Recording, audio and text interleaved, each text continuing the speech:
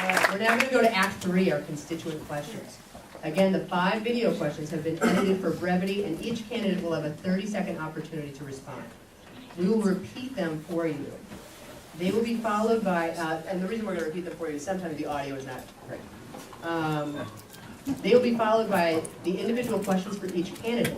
We'll rotate who gets to answer first, starting with Mr. Smith, who's getting some coffee right now. When you're all ready. Ready? Yep. Okay.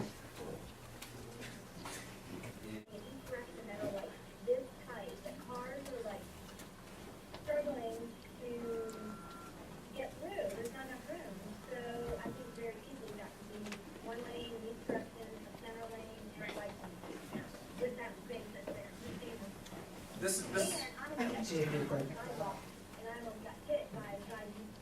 good. That's it. Okay, in case you didn't hear that well, the cyclist has concerns. I'm sure no one had a problem with that, but in case you, this cyclist has concerns about biking through the McDowell Tunnel. How do you respond? The McDonald's, that's over by Asheville High, what we're talking about. Well, that entire stretch of road, it probably has quite a lot of different potentials for doing it. I think there's room to add bike lanes and certainly to add the shared bike lanes, the sharrows there, but it's also quite likely that it could be 3-lane or 2-lane through the tunnel to be able to add to the safety component there.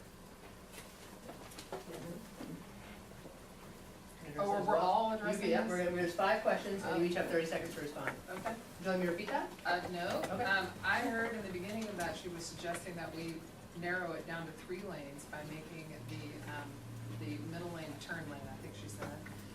And that seems like a suggestion that we could study. We've been able to eliminate roads in other areas right in front of UNCA on Weaver. I remember as an intern with the city in 1996, walking it with Chuck Cloninger when they decided to eliminate a lane on Weaver and put in the Greenway, and it worked out successfully despite all the frowning faces in the project.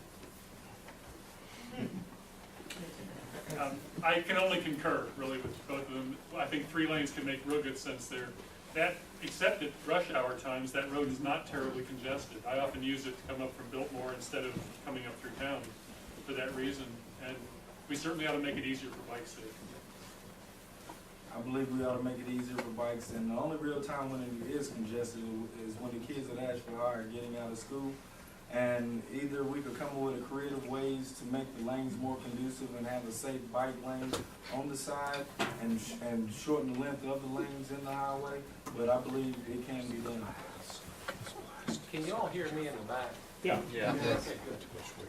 Unless I'm mistaken, I don't think I am, that's not a city-owned street, it's a state DOT highway, and they control that, not us. And I would discourage anybody, my office used to be on McDowell Street, I rarely ever saw a bicycle, again, to parking fee.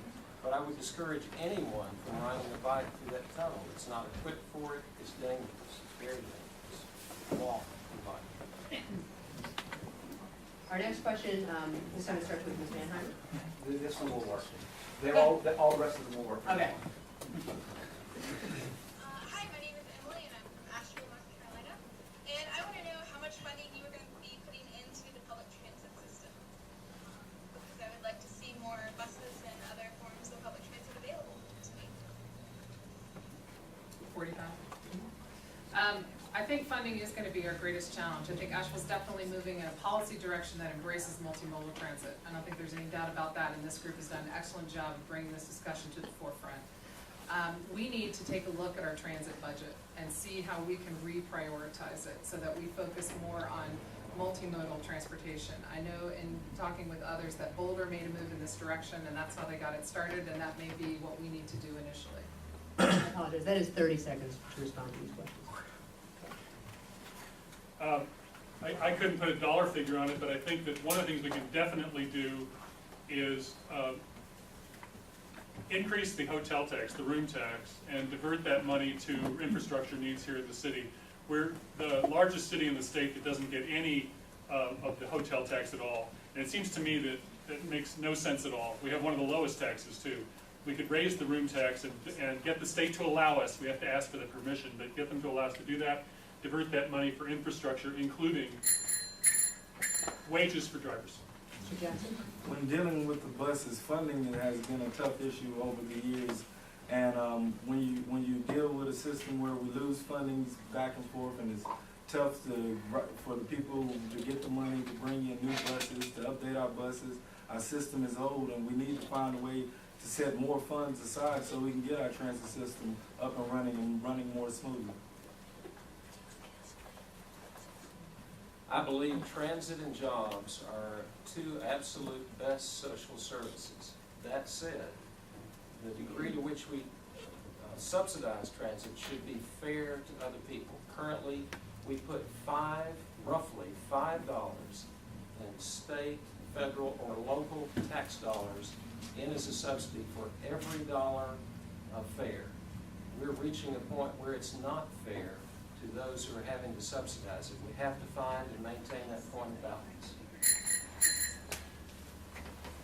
The transit master plan that's going to be coming forward has different options depending on how much city council is willing to spend on those.